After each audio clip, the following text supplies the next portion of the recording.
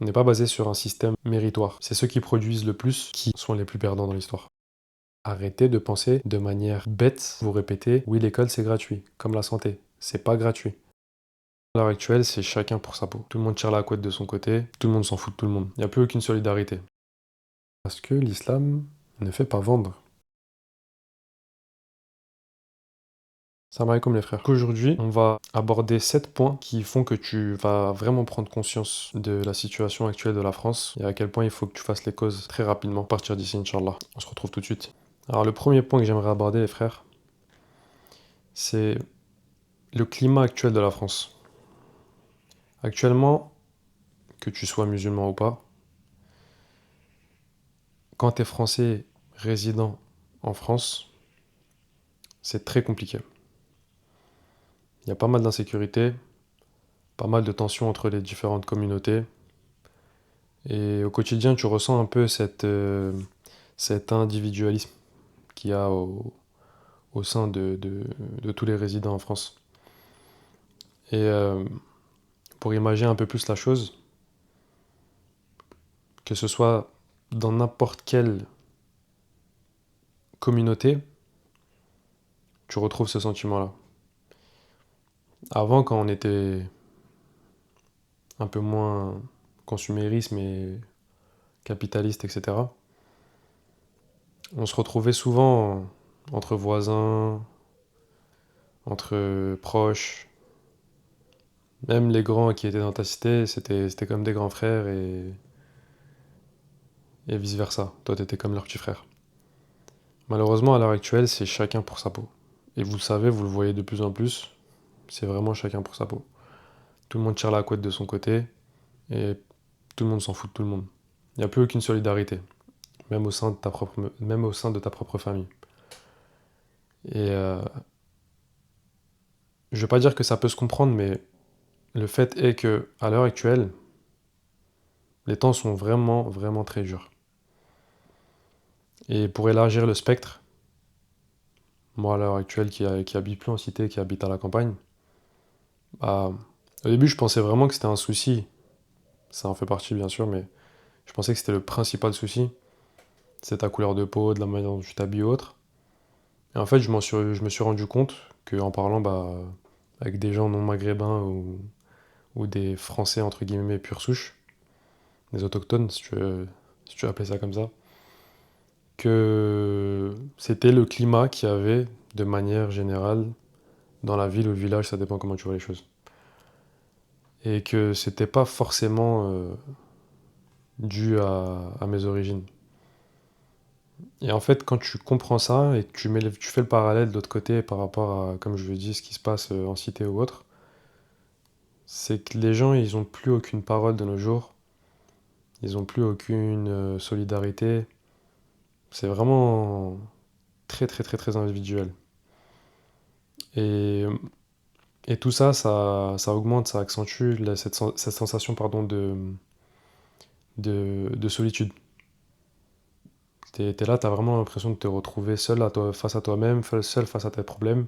Bien sûr, je dis pas que tout le monde est mauvais ou quoi, mais le climat général, il est comme ça. Et, euh, et encore une fois, c'est comme je vous ai dit, c'est parce que le pays, il est dans une très très mauvaise posture et que du coup, ça se ressent sur ses habitants, sur ses résidents. Et c'est vraiment un monde très très très très particulier dans lequel on vit. Le contexte économique du pays, il est tellement en déclin qu'à l'heure actuelle, pour trouver un travail, pour trouver un CDI dont on nous attend vanter les mérites, c'est devenu mission impossible. Et je vous parle en connaissance de cause avec un profil qui a de l'expérience, des compétences et qui a fait pas mal de choses avec une certaine rigueur et avec une très grosse courbe d'évolution, sans vouloir me gonfler les chevilles.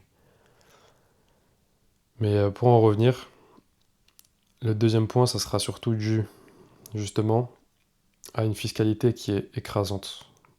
Et je pèse mes mots. Ça, on s'en rend pas forcément compte parce que la majorité des gens à l'heure actuelle, ils sont salariés. Et quand tu es salarié, tu te rends pas compte de tout ce que tu cotises. Vu que toi, on te donne juste ton salaire et tu fais ta vie avec. Par contre, quand tu es de l'autre côté et que tu es en tant qu'employeur, quand tu es en tant que patron ou quand tu es en tant qu'indépendant ou autre, là c'est très très très compliqué. Déjà que la charge de travail, elle est multipliée, mais les problèmes administratifs et fiscaux, ils sont démultipliés également. Là, à l'heure actuelle, même en tant que salarié, vous allez commencer à le ressentir parce qu'il commence vraiment à toucher aux jours fériés, peut-être bientôt les congés, les semaines à rallonger, etc., etc. Et cetera. Et encore une fois, en tant qu'entrepreneur, c'est plus de 70% d'imposition, les frères. Je sais pas si vous vous rendez compte, 70%, ça veut dire que sur ce que vous travaillez, après ça dépend encore une fois si vous êtes imposé sur le bénéfice ou sur le chiffre d'affaires, mais de manière générale, c'est comme si vous travaillez jusqu'à octobre environ, jusqu'à octobre, on va dire fin de septembre, c'est comme si tu travaillais jusqu'à fin septembre, octobre, pour l'État.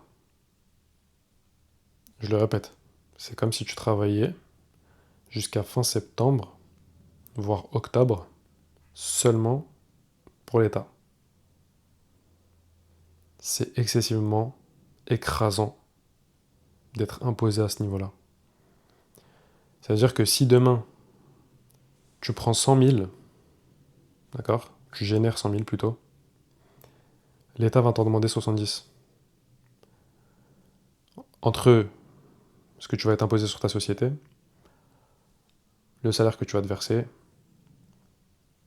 l'URSSAF, toutes les autres cotisations, ensuite ça tombe dans ta poche, tu es imposé sur le revenu, et ensuite quand tu vas dépenser ton argent, tu rajoutes à ça la TVA. Taxe foncière, taxe de propriété, taxe de tout ce que tu veux, taxe sur les panneaux solaires. Même j'ai entendu la dernière fois une taxe sur la SACEM si tu diffuses. Encore une fois, j'espère que ça concerne pas beaucoup de gens qui vont regarder cette vidéo-là, mais si tu diffuses de la musique à un enterrement, écoute bien, hein, si tu diffuses de la musique à un enterrement, t'es taxé dessus. C'est vraiment un pays de fou, les frères. C'est vraiment un pays de fou. Et encore une fois, il faut s'en rendre compte parce que de l'autre côté, tous ceux qui sont au pouvoir, ils vous connaissent pas. Ils ont aucun intérêt à ce que vous gagnez plus qu'eux. Justement, leur seul but, leur seul et unique but, comme à tout à chacun, c'est de réussir soi-même. Techniquement, sans être égoïste, individualiste, c'est la base. Mais là où ça devient malsain dans notre société, c'est justement sur ce point-là. Et les hommes politiques ne vous sauveront pas, les frères. Ça qu'il faut vous rendre... Ça, c'était pas français. C'est ça dont il faut vous rendre compte. Voilà. Et quand tu comprends ça, bah forcément, tu comprends que t'as plus qu'à faire les causes et arrêter d'attendre. D'autre côté, moi, un exemple, hier, j'étais à un repas de famille. Et dans ma famille, ça discutait, ça disait, vous savez que quelqu'un qui n'a jamais travaillé, il peut prétendre à toucher la retraite. Et en fait, il est là le glitch, entre guillemets, dans ce pays-là, c'est que quand tu travailles, ce que tu perds en temps de travail, tu le récupères pas forcément en argent. On n'est pas basé sur un système méritoire, comme on entend beaucoup de droite. On n'est pas basé sur un système méritoire. Sauf que nous, les gars, notre religion, elle est de droite, profondément parlant. Tu peux pas envoyer quelqu'un demain et, entre guillemets, va faire des bonnes actions pour toi et toi, tu te reposes sur tes lauriers. Celui qui travaille, il a du mérite, il a des résultats, et il a des récompenses. C'est aussi simple que ça. En France, c'est pas comme ça, les gars. Quelqu'un qui n'a jamais travaillé de sa vie, il peut prétendre à la retraite. Et c'est tout à fait normal. Et dans notre mentalité, je dirais même que vu qu'on a grandi dans ce système-là, c'est même un dû. Et quand on nous le donne pas, on pleure. Alors que t'as rien travaillé, hein. Tu fournis rien. Tous les jours, tu te lèves, tu respires, tu vas aux toilettes, tu te rendors, tu produis absolument rien, et tu penses que tout ça, c'est un dû. On, on nous a bien lobotomisé le cerveau. C'est fou quand même de penser comme ça. Là, quand je vous explique les choses comme ça, c'est impossible. Non, c'est pas possible. Mais ouais, mais de l'autre côté, c'est là que toutes vos taxes elles vont. À des gens qui en ont pas forcément besoin. Je dis pas que le système, à la base, c'est une mauvaise ou une bonne idée. Je dis juste que il y a trop de fuites et que c'est ceux qui produisent le plus qui, malheureusement, sont les plus perdants dans l'histoire. Maintenant, pour le troisième point, on va pas s'attarder sur le sujet, mais on va parler de l'éducation. Donc, ton éducation que toi, tu vas inculquer à tes enfants, bah, ça sera pas l'éducation que ton enfant va garder, malheureusement. Désolé de te spoil. L'environnement sera toujours plus fort. Ton enfant, il est de 8h jusqu'à 16h ou de 9h jusqu'à 18h, peu importe, ou même des fois de 8h jusqu'à 18h, parmi des êtres humains qui vont lui dire des choses, qui vont lui montrer des choses et qui vont lui faire des choses. Et tout ça, ça va à 70% à l'encontre de ce que toi, t'auras inculqué à ton enfant. Si jamais, déjà, toi, tu as fait le nécessaire. Parce qu'à l'heure actuelle, tu ne peux pas donner ce que tu n'as pas. Si toi-même tu n'es pas éduqué, tu ne peux pas éduquer ton enfant en conséquence. Ça, faut en être bien conscient. Donc demain, toi, tu fais pas le nécessaire. Et l'école, ou le système d'éducation de manière générale, et la société de manière générale, fait le nécessaire pour pervertir et lobotomiser ton enfant, bah, je vais pas te laisser faire le calcul. T'as pas besoin de 4 heures, comme on dit, pour faire le calcul. 30 secondes, c'est déjà plié. C'est déjà trop même.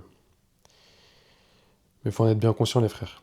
Et avec la société progressiste, wokiste, LGBT et toute la clique, ça va pas aller en mieux. Ça va pas aller en mieux, les frères. À l'heure actuelle, nous, à notre grand âge, on est très très peu à avoir grandi en France et à connaître Juz Amma. Et même, juste le mot Juz Amma, on sait pas ce que c'est, pour la plupart. La Hedina. C'est là qu'il faut mettre le doigt. Demain, tu vis dans un pays musulman, tu as beaucoup plus de facilité à ce que ton enfant, il ait au moins cette base-là. Tout ça pour dire, l'éducation, en dehors du programme, se dégrade de plus en plus. Il y a de moins en moins de moyens qui sont mis à disposition pour l'éducation. De moins en moins de profs par élève. Ça, faut en être conscient, les frères, encore une fois. Et n'allez pas me dire que c'est gratuit. Vous le cotisez. Vos impôts payent l'éducation, qui devient éclatée d'ailleurs, de vos enfants. Arrêtez de penser de manière bête et disciplinée. Quand on vous dit que c'est gratuit, vous répétez simplement oui, l'école c'est gratuit, comme la santé. C'est pas gratuit. Vous cotisez. Soyez-en bien conscient. Vous cotisez. Et vous ne savez même pas combien vous cotisez. C'est ça le pire. Et d'ailleurs, un dernier point, c'est que c'est tellement ancré le fait que ce soit gratuit, on en a même plus la valeur. Quand les enfants ils vont à l'école, je m'inclus dedans quand j'étais plus jeune, notre seul but, c'était de rigoler, c'était de s'amuser. T'allais pas à l'école pour travailler. T'allais vraiment pour te détendre. C'est très très rare les enfants qui vont à l'école parce qu'ils ont en tête et ils sont euh, concernés par leurs soucis d'avenir. Parce que ça n'a plus de valeur. Vu que c'est gratuit, ça n'a forcément plus de valeur. Tout le monde l'a de manière facile. Ça n'a plus de valeur. C'est aussi simple que ça. Vous additionnez le tout. Et je vous dis bonne chance pour l'éducation de vos enfants. Vous entendez les cloches? Au lieu d'avoir l'Éden.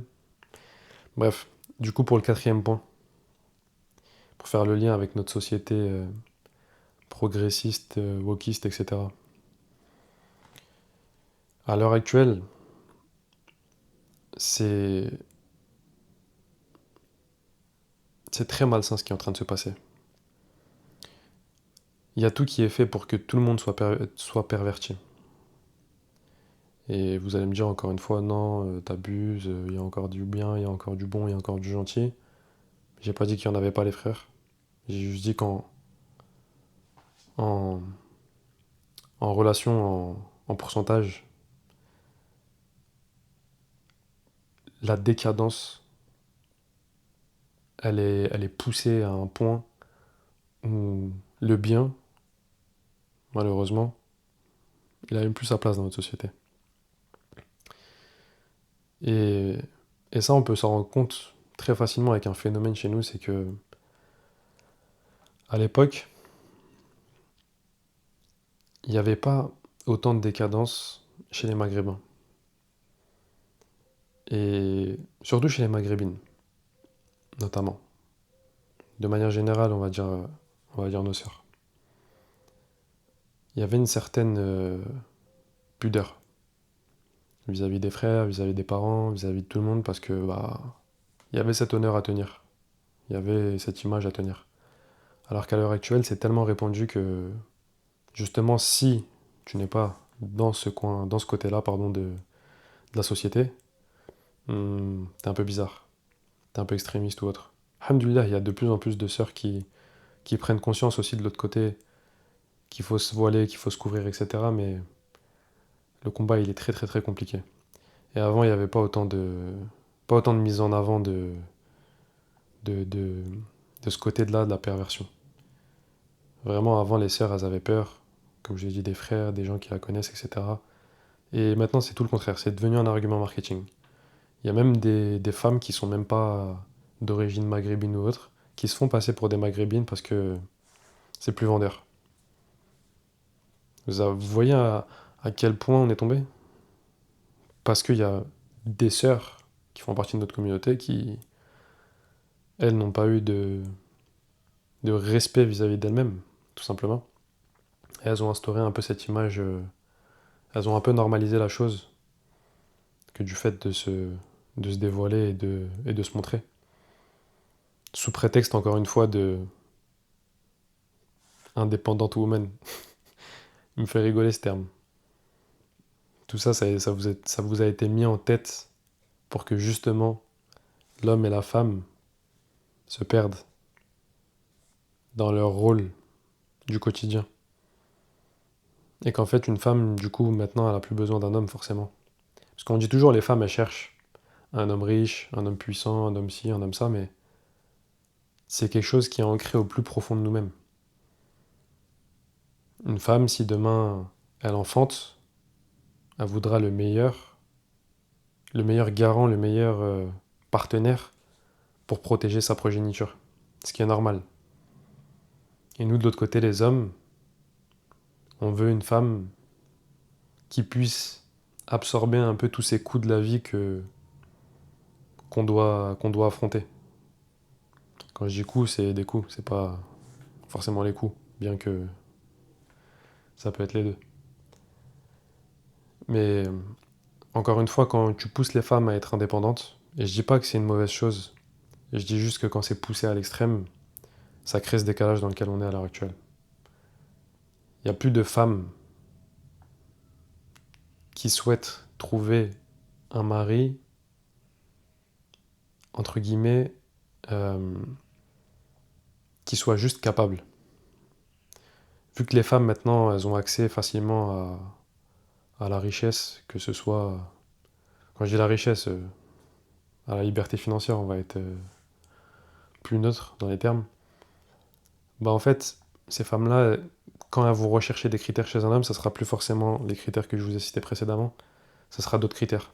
Donc les femmes, elles vont aller vers des hommes un peu moins stables psychologiquement ou émotionnellement. Elles vont aller vers un peu des profils bad boy, entre guillemets, on va dire. Et après, elles vont se plaindre d'avoir le cœur brisé ou que leur homme il prête pas assez attention à elles ou X ou Y. Enfin bref. Et tout ça, c'est quelque chose qui est promu, tu le vois tous les jours, mais de manière totalement décontractée. Et c'est quelque chose qui me donne envie de vomir quand je joue les réseaux sociaux. Mais autant les hommes qui défendent au nom de la cause féministe certains droits des femmes, alors que de l'autre côté, ils font que dérégler le marché. Et encore une fois, une femme ne voudra jamais se mettre euh, en couple ou se marier avec un homme qui lui est égal. Elle n'a aucun intérêt à ça.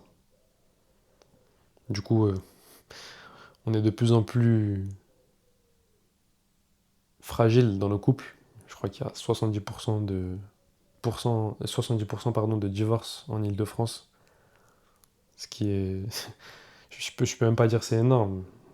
C'est, ça fait peur. Et force aux frères et aux sœurs qui cherchent encore à faire les choses correctement pour se marier parce que c'est pas évident les frères de nos jours. Vraiment, c'est pas évident. Qu'Allah vous facilite. Dites Amen. Mais tout ça, c'est dû au fait, encore une fois, que toute la décadence, elle est promue et que cette machine, ce système tourne autour de ça. Et c'est normal, c'est ce qui fait vendre. Encore une fois, si vous voulez contrer à votre échelle ce phénomène-là, essayez au maximum de ne pas promouvoir ou de ne pas consommer ce genre de contenu-là. Ensuite, pour le cinquième point, ça va être surtout au niveau de la liberté. À l'heure actuelle, on est de plus en plus surveillé, que ce soit via ton compte bancaire, tes dépenses, tu prends ta voiture, tu te fais flasher, ton passe Navigo,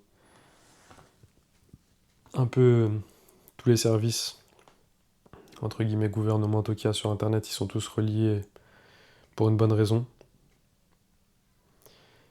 Et tout ça, c'est un peu une perte chaque jour de notre liberté. À l'époque, tu avais de l'argent, on ne te demandait pas d'où ton argent y venait. Maintenant, tu as ton propre argent que tu as gagné toi-même, justifié via des fiches de paye sur ton compte. Quand tu veux retirer de l'argent, on te dit qu'est-ce que tu vas en faire. Quand tu veux mettre de l'argent sur ton compte, on te dit il vient d'où l'argent.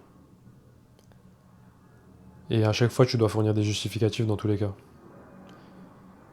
C'est vraiment devenu très très compliqué. Demain, tu es propriétaire et que tu veux mettre en location, tu peux pas, tu peux pas expulser des squatteurs qui ne payent pas la location, qui ne remplissent pas leur part du contrat de la location, parce qu'ils sont protégés par des lois. Et toi, de l'autre côté, quand tu mets de l'argent pour lequel tu as travaillé à la banque, on te demande pourquoi, on te demande comment. Quoi que tu fasses, on te demande pourquoi, on te demande comment. Souvenez-vous, lors du Covid, les vaccins qu'il fallait faire pour aller manger au resto, pour aller en vacances, ça peut revenir très très très rapidement, les frères. Sous d'autres points, sous d'autres formes, mais ça peut revenir tout aussi rapidement. Et sur ce point-là, encore une fois, peut-être que je ferai une vidéo dédiée à l'avenir, mais quand je vous parlais d'argent, de la manière dont on est tracé, quand tu déclares tes impôts, tu es obligé de déclarer tous tes comptes. Et bientôt, ils n'en auront plus besoin. Il y aura l'euro numérique. Ce sera beaucoup plus simple pour eux. Enfin bref, on vit dans un pays où il y a de plus en plus de normes, soi-disant, et de réglementations pour que ce soit le bien-être, pour qu'il y ait plus de bien-être général, plus de sécurité, moins de blanchiment d'argent, etc. Alors que de l'autre côté, c'est ces mêmes gens qui font les lois qui profitent le plus justement du système. Parce que eux connaissent d'autres lois que vous ne connaissez pas. Ça qui est triste dans l'histoire, les frères. Le but, c'est d'être le plus possible en dehors de ce système-là. Mais en France, c'est très compliqué. En France, pour un oui, pour un non, ça fonctionne qu'au chantage. Vous avez pas ça? On vous enlève ça. Vous avez pas ça? On vous enlève ça. Etc. etc.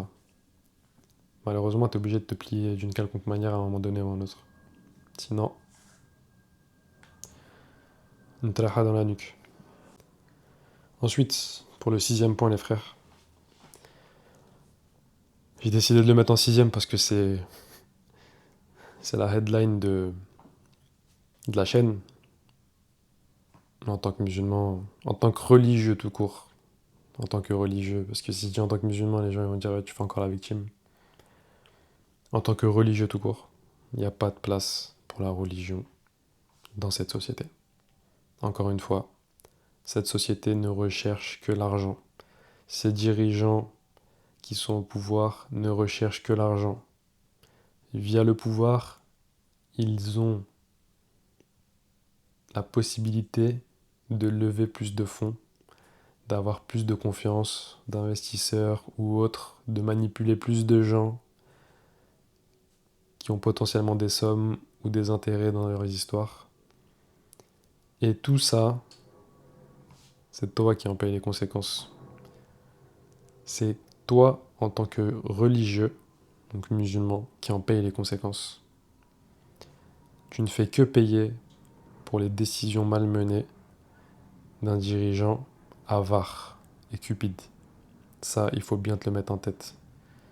À l'heure actuelle, le souci, c'est pas forcément entre guillemets l'islam.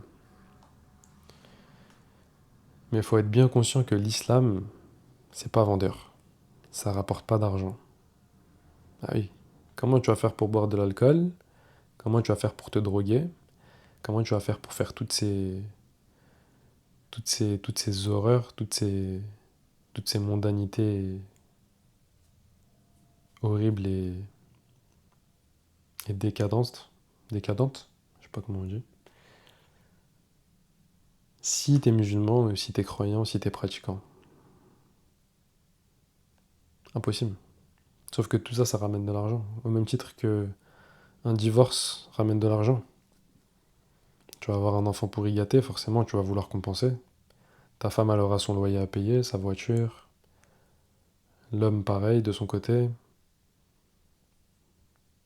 D'autre côté, toi, si tu vas boire de l'alcool, bah, tu vas moins faire attention à ce que tu dépenses comme argent. On te pousse à consommer, faire des crédits, acheter une voiture, acheter une maison. Je parle, euh, je parle à titre perso pour le coup, et j'en suis pas fier. Qu'Allah me permette de me repentir rapidement de ce péché-là en faisant ma hijra. Et toutes ces choses-là, en fait, toutes ces choses-là sont faites de manière à éloigner les musulmans de leur religion parce que l'islam ne fait pas vendre. Et eux, ils ont besoin d'argent.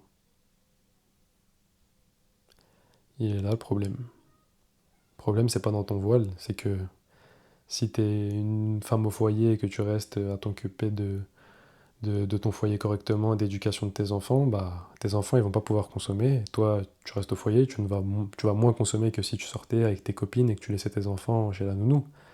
Et ainsi de suite, ainsi de suite. Et tout ça, c'est un mécanisme qui est parfaitement huilé. Malheureusement, nous on s'arrête juste à la première couche du problème, c'est qu'il ne veut pas de la religion. Essayez de creuser pourquoi et vous allez très vite comprendre. Et essayez de voir qui est-ce qui ne veut pas réellement de la religion et qui est-ce qui est aux manettes, comme on dit, dans ce pays. Et vous allez comprendre que ces gens-là, ce sont des gens cupides. Et ils ont la réputation qui leur va bien, malheureusement. Et ensuite, pour faire la transition avec le septième et dernier point, il faut bien se rendre compte, les frères, qu'à l'heure actuelle, l'avenir, il est complètement bouché en France. Et je ne veux pas dire qu'en France, mais de manière générale en Occident. On arrive à un plateau, comme on dit, ou un plafond, ça dépend. Je suis pas, je suis pas expert en sociologie ou autre, ou en économie. Mais à l'heure actuelle, nos sociétés, sociétés occidentales, j'entends bien, elles sont à leur apogée au niveau évolution. Voilà. On est dans des sociétés qui ont l'intelligence artificielle, qui ont la fibre, qui ont des l'arme nucléaire, qui ont vraiment beaucoup, beaucoup de moyens. Et forcément, cette spirale dont je vous parlais avant qui huile le mécanisme du développement, de la croissance techniquement, c'est là où on en voit les limites. Et tout s'est tellement développé à une vitesse folle que tout ce qu'il y a aux alentours n'a pas suivi forcément.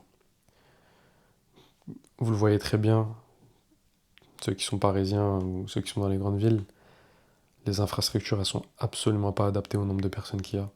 T'essaies de te garer en bas de chez toi, si t'habites dans une ville, c'est impossible. T'es obligé de te battre pour une place, parce que tout le monde a des voitures, ou trois, ou quatre, ou peut-être huit, comme certains. Mais pour vous dire que c'est très compliqué. Vous cherchez un logement, vous fournissez on vous dit qu'il faut avoir un CDI, deux fiches de paye, etc., etc. Bah, faut se lever tôt, les frères. Faut se lever tôt si vous voulez être dans le privé, si vous voulez être dans le social, c'est encore pire. Vous imaginez que pour avoir un toit, vous imaginez le parcours du combattant que c'est pour avoir un toit en France?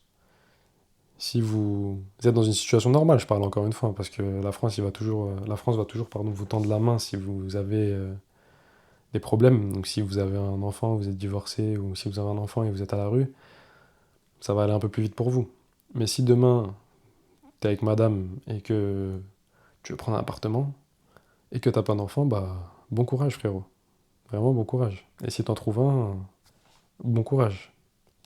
C'est très très très compliqué. C'est vraiment très très très très compliqué. Et je sais pas si vous arrivez à vous en rendre compte, mais c'est le strict minimum que d'avoir un toit sur la tête. Le strict minimum, c'est d'avoir un toit sur la tête. Je t'ai même pas parlé de manger encore à l'heure actuelle. C'est d'avoir un toit sur la tête. C'est vraiment, c'est vraiment très compliqué. L'inflation, elle fait que d'augmenter les taxes. Pareil, sur le gaz, sur l'énergie, ça passe de 5,5 à 20%. L'essence, on s'est habitués tous à ce que, à l'époque, c'était en dessous d'1 euro pour les plus anciens. De l'époque de nos parents, maintenant, mais t'as même pas de l'éthanol en dessous d'1 euro. Maintenant, tu n'as même pas de l'éthanol en dessous d'1 euro. Pour ceux qui savent ce que c'est l'éthanol, pour les plus futés entre guillemets de ceux qui vont regarder la vidéo. Je sais pas si vous vous rendez compte. Et tout ça en fait, c'est que toi, ton salaire, il comme ça, d'année en année, de temps en temps comme ça. Par contre, l'inflation, c'est comme ça, mon pote. Et c'est là en fait où nous, on s'en rend pas compte parce qu'on est pris dans cette spirale quotidienne. Tu travailles, tu rentres, tu dors, tu te relèves, tu travailles, tu rentres, tu dors. Et il y a des années et des années qui sont passées. Et tu t'es jamais posé ces questions-là. C'est très compliqué. Parce que de l'autre côté, on t'a poussé à travailler tout le temps parce que c'est la galère, parce que ci, parce que ça. Mais de l'autre côté, on te prend ton temps, on te vole ton temps. Et en faisant ça, toi, tu n'arrives pas à te poser 2 minutes pour te rendre compte des réels problèmes que cet environnement t'impose. C'est pas des réels problèmes de ta vie parce qu'on te les impose, ces problèmes-là. C'est pas toi qui les as demandés. Toi, tu vas simplement travailler.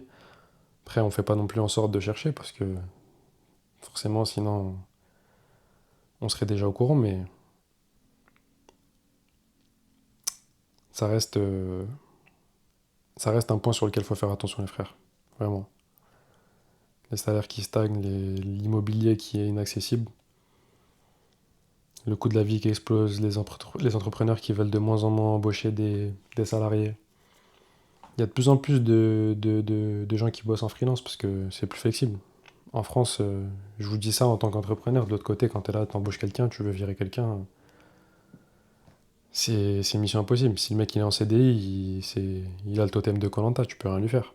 Même s'il bosse pas. Et pour lui, c'est un jeu, encore une fois. Comme ce que je te disais, parce que on a, on a, on a été formaté de manière à ce que ça soit comme ça. Ah, tu veux pas me prendre, toi t'es un ouf, comment ça, je vais aller au prud'homme. Le mec il vaut pas une cacahuète. Il a rien à apporter sur la table. Demain tu le tèges, il est mort dans le film. Et il est là et il fait le grand avec toi. Alors que c'est toi qui a tout bâti de A à Z dans cette histoire. On n'a plus la notion de rien du tout. C'est vraiment affligeant les frères. Voilà. C'est vraiment vraiment affligeant. Pour ceux qui sont restés jusqu'à la fin de la vidéo, j'espère qu'elle vous aura aidé à prendre conscience de certaines choses. De certaines choses, pardon. N'hésitez pas à continuer de faire les causes de votre côté. En tout cas, qu'Allah vous facilite les frères. Faites-moi vos retours. Dites-moi ce que vous en pensez et n'hésitez pas à me faire part de vos retours. Je suis qu'un être humain comme vous les frères. J'essaye de vous faire gagner un maximum de temps sur ce que moi j'ai appris. et de manière à ce que ça soit profitable encore une fois à la communauté. Salam alaikum les frères.